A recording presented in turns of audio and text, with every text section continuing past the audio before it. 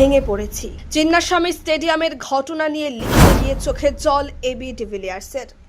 Royal Challengers Bengaluru 18 বছর পর IPL 2025 trophy জিতে ইতিহাস গড়েছে, কিন্তু আরসিবির প্রথম আইপিএল শিরোপার আনন্দ শোকের মধ্যে পরিণত হয়েছে।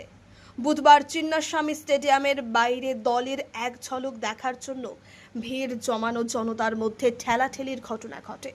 এই দুর্ঘটনায় 11 জনের মৃত্যু হয়েছে এবং 30 জনেরও বেশি আহত হয়েছে। আরসিবির তারকা ব্যাটসম্যান বিরাট কোহলির পর এবি ডিভিলিয়ার্স এই দুর্ঘটনায় প্রতিক্রিয়া ব্যক্ত করেছেন। তার একটি পোস্টে বেদনা প্রকাশিত হয়েছে। আরসিবির এই দুর্ঘটনায় তিনি মর্মাহত। দক্ষিণ আফ্রিকার প্রাক্তন তারকা ক্রিকেটার ডিভিলিয়ার্স 11 বছর ধরে আরসিবির হয়ে খেলেছেন। আরসিবি ট্রফি জয়ের সময় তিনি আহমেদাবাদে উপস্থিত ছিলেন।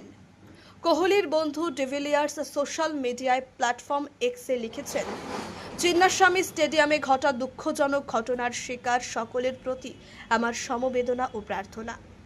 অন্যদিকে কোহলি ইনস্টাগ্রামে আরসিবির বিবৃতিটি শেয়ার করে লিখেছেন, আমার বলার মতো